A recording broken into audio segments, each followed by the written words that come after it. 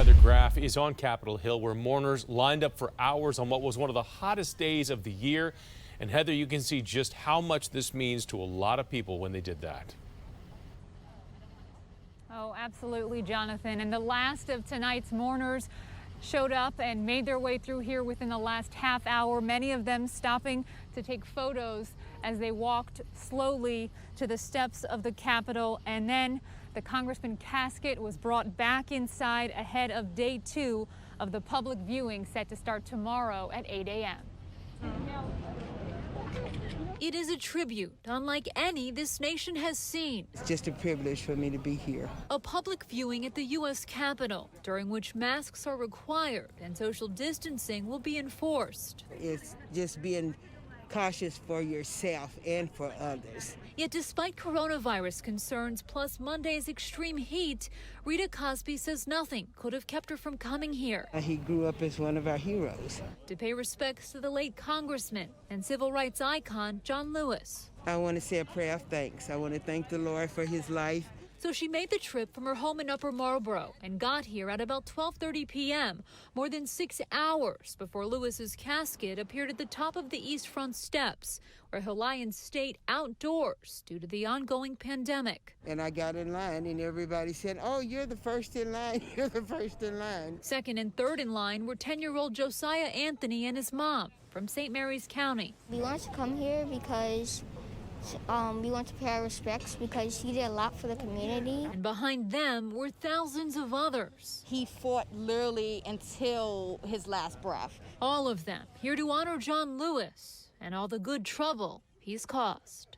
I would just say thank you, like really thank you for all you've really done. A lot of the privileges that I have, I would not have had he not fought so hard.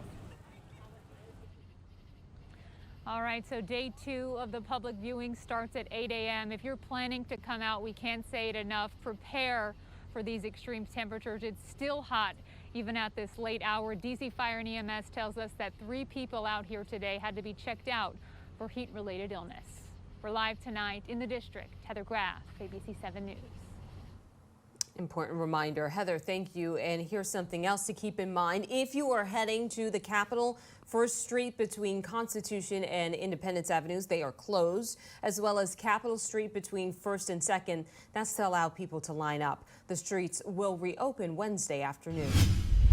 Farewell to a civil rights icon has moved now to the nation's capital. Late this afternoon, John Lewis became the first black lawmaker to lie in state in the rotunda. And any moment now, people from our area are going to get a chance to pay their tribute to his life. ABC 7 DC Bureau Chief Sam Ford joining us live from a growing line of mourners outside the Capitol. And Sam, it is hot out there. They've been out there for well over an hour.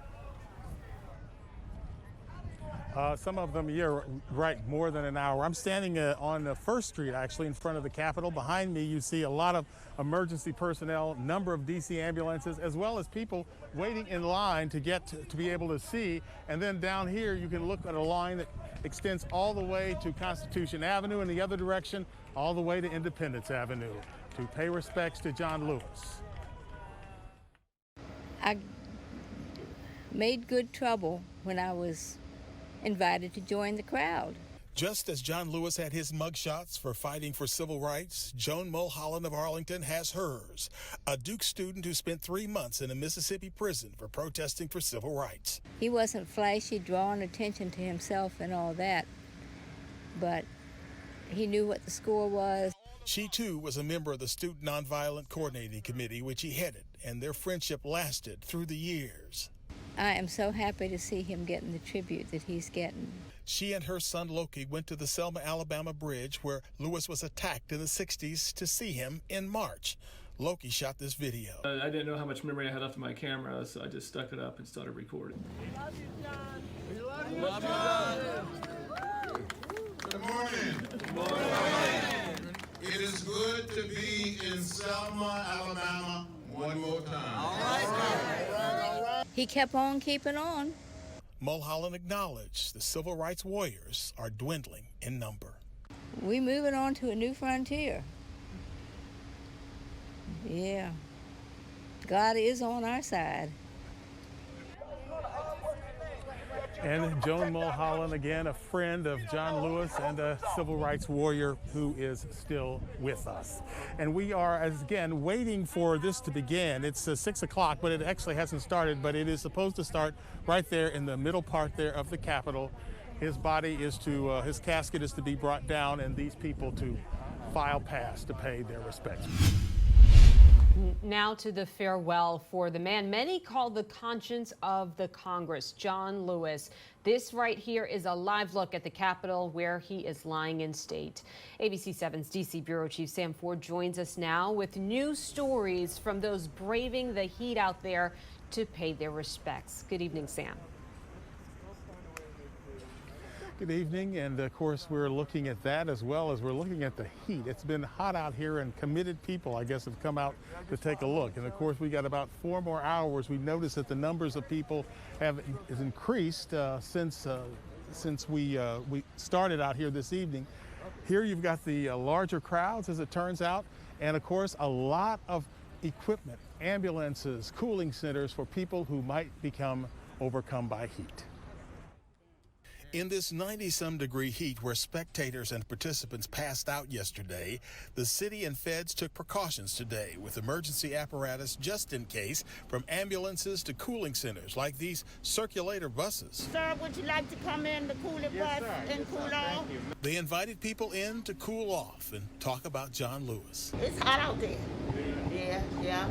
But this is history in the making. He was a courageous man. He took the punches for every one of us. Throughout the day, they came to pay homage by their presence. Hill staffers. In the fall, he spoke to some younger congressional staffers, and I had a chance to be in the room and hear him speak. And it was really just a meaningful experience.